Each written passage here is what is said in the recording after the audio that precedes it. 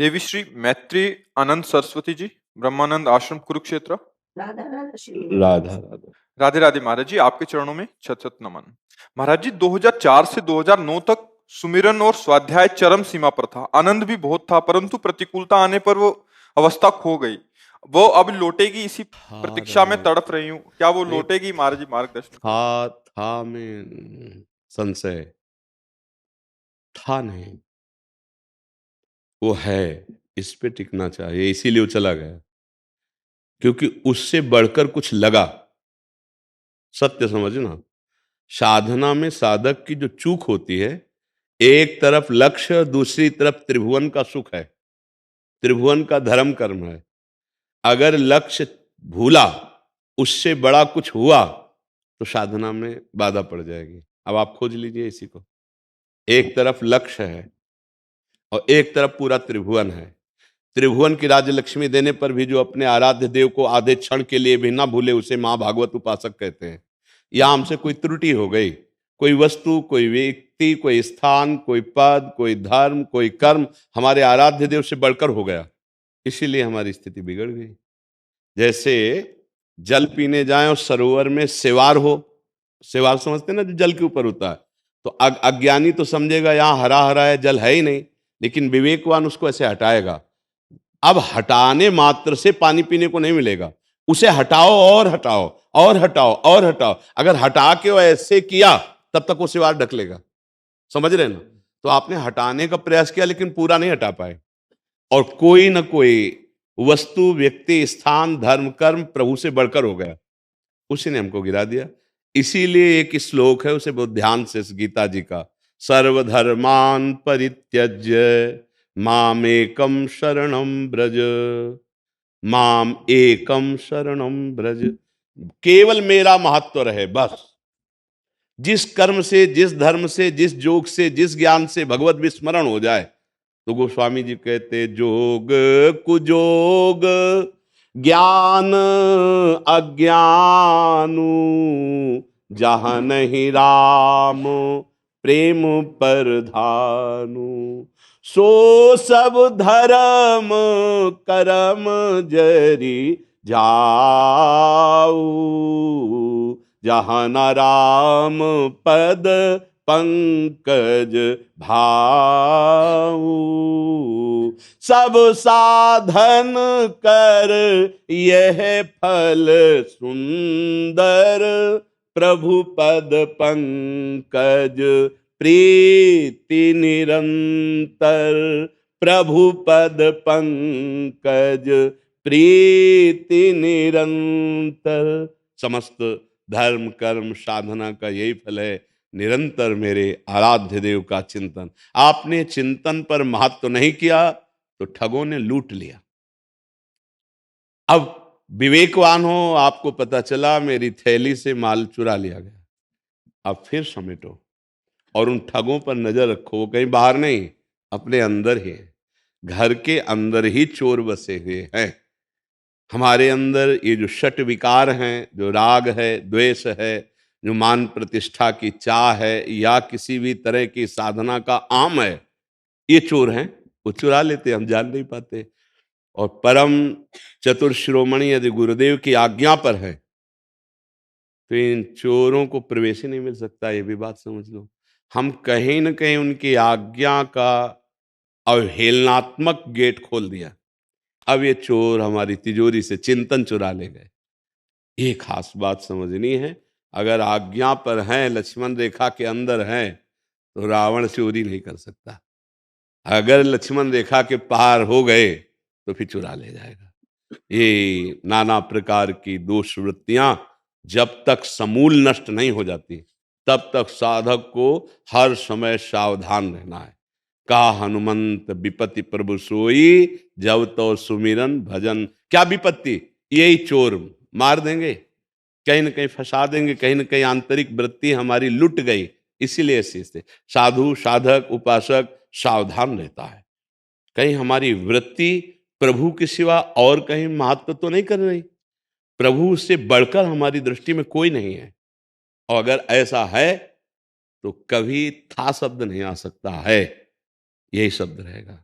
बड़ी कृपा है और उस कृपा का रसास्वादन प्रतिपल उपासक ले रहा है। हमसे चूक हो गई तो था में पहुंच गए, है को भूल गए। जो है उसको हम कैसे भूल गए?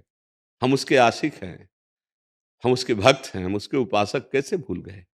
क्या कामी कभी कामिनी का चिंतन छोड़ सकता है?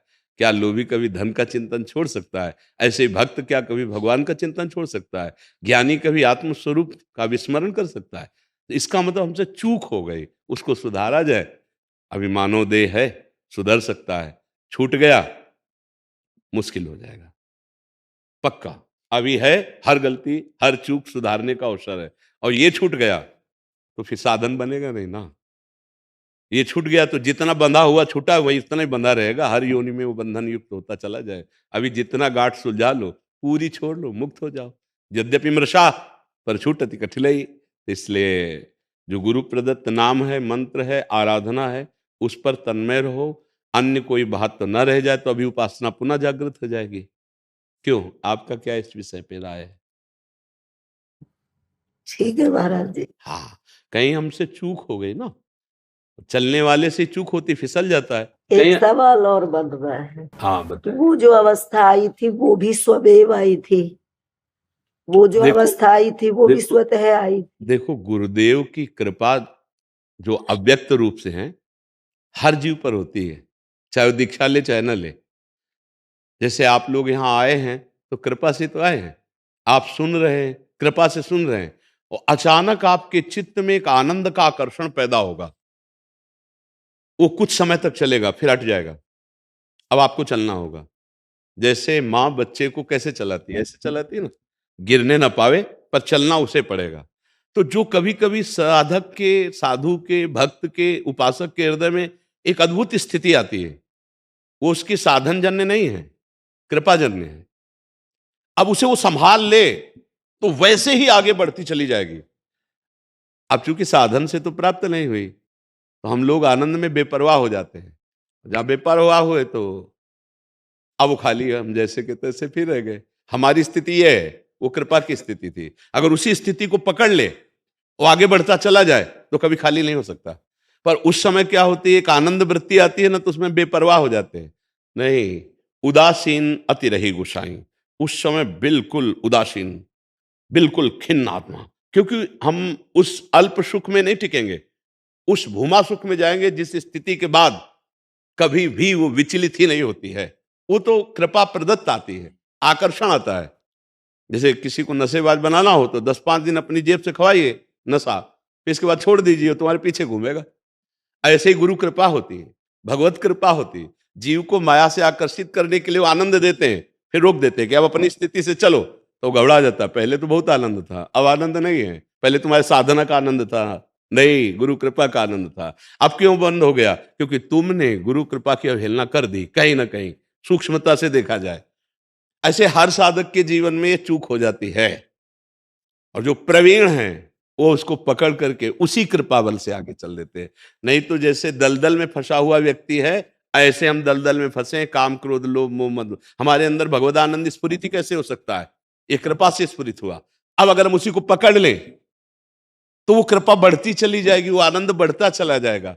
अगर हमने कहीं उदासीनता दिखाई उधर से, तो इधर हमारी वृत्ति चली जाएगी। किसी वस्तु, किसी व्यक्ति, किसी स्थान, किसी कर्म, किसी धर्म, किसी प्रपंच के कार्य में जो भगवत चिंतन रहित हमें कर देता है। आप समझ पा रहे? हाँ, वो कृपा से, गुरु कृपा से आई थी। अब उसको पकड़िए।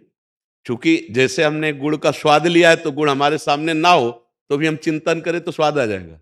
आंवला, मुंह पानी में, पानी आ जाएगा, मुंह में ले आ जाएगा, क्योंकि हमने स्वाद लिया है उसका। तो भगवदानंद का स्वाद, भजन का जो आपके अंदर आया है, उसी स्वाद में आइए, पुनः आइए, अपने चढ़िए। श्वास श्वास में कई कई बार जो गुरुजी ने मंत्र दिया, नाम दिया, उस अभी देखो जागृत हो जाएगी। अरे आप भगवान के अंश हैं, आप भगवत स्वरूप हैं, आप न स्त्री है न पुरुष है। आप अपने को जागृत कीजिए। अभी सारा ज्ञान, सारी शक्तियां आपके अंदर है, उन्हें जागृत कीजिए। अब जागृत आपको करना पड़ेगा। चाबी गुरु ने दे दी, तिजोरी आपको खोलनी पड़ेगी।